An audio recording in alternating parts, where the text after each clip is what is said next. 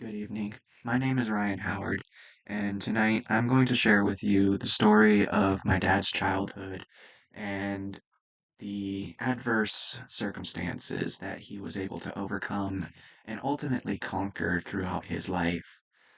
So, I want to preface this by saying that my dad is really one of my biggest heroes. He is an ornery old man at this point, but he has lived a very interesting and hard at times life. So, with that, I will be taking on the role of my father, and I hope that you guys are able to enjoy his story.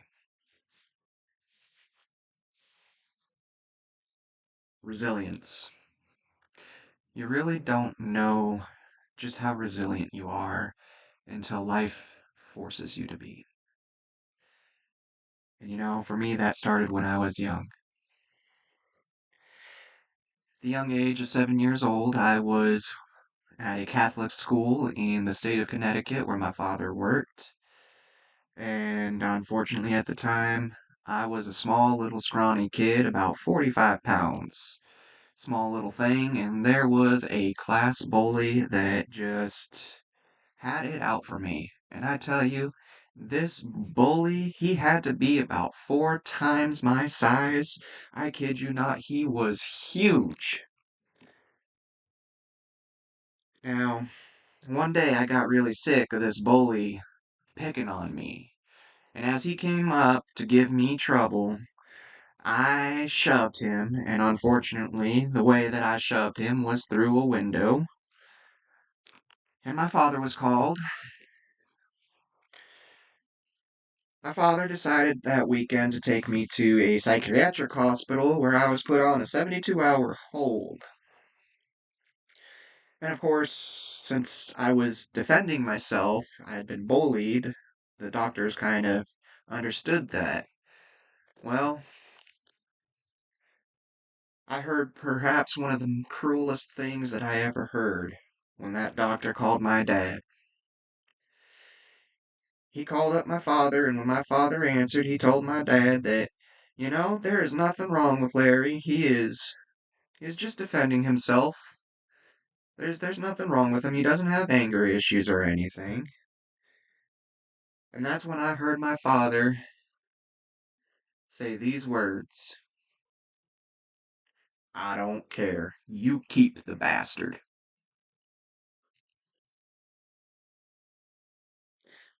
And that is how my life at 7 years old started as a ward of the state of Connecticut. Now, the first year I was a ward of the state, I was held at the mental facility, which was an adult facility, but they didn't have anything to do with me. And I was told as long as you made it to school and came back before your curfew, you could do whatever you wanted. And I did. But that year came to a close pretty quickly, and I found myself at Whitney Hall in Connecticut. This was a this was a boarding school that housed both boys and girls, and let me tell you, I got myself into trouble. Any school life was quite amazing for me, really. I had so many opportunities that were presented to me through Whitney Hall. I got to do sports like football and skiing. I got to also do something that not many people get to do. I got to walk the entirety of the Appalachian Trail over a 13-month period. I gotta say, though, I was just a little bit too smart for my own good. When I was about 12 years old, I was already 3 years ahead of my class academically.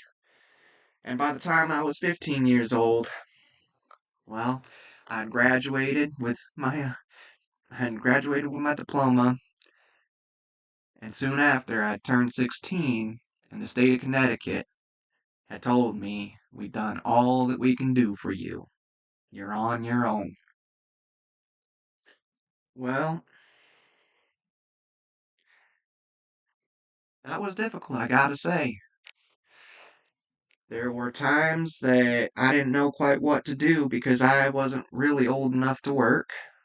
So eventually, I had to lie about my age, and I applied to L&L Manufacturing, where I was able to help manufacture kilns. I stayed at L&L until I was about 18 years old, and after that, I took myself out west. I thought, Connecticut has done all that I can do. I need to find somewhere new for myself. So I went down to Texas. Well, young me, unfortunately, didn't really have the experience to recognize the good from the bad, and I found myself in with the wrong crowd in Texas. One day, I was riding around with my friend, and he got pulled over. Come to find out, my friend was driving a stolen vehicle, and I was charged as an accessory to theft. I ended up spending 14 months in a state penitentiary in Texas. That is perhaps one of the hardest things that I have had to do. But after 14 months, I was out, and I decided I would go further west. So I took Route 66 on out to California, and I found myself in LA. Now, when I was in LA, I was again finding myself in a position where I didn't have a lot of life experience and I didn't have a lot of opportunity to work. So I ended up enrolling into Cal Poly, where I got a mechanical engineering degree. And soon afterwards, I was working for Aerojet Industries.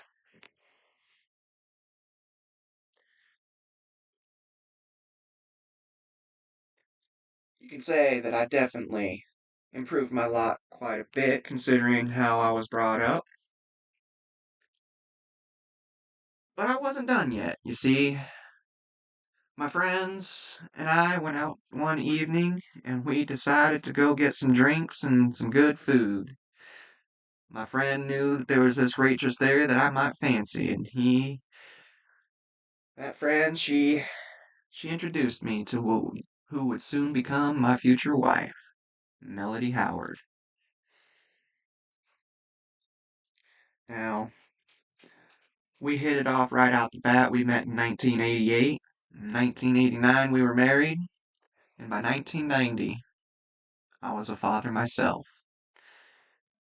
My son Ryan was born.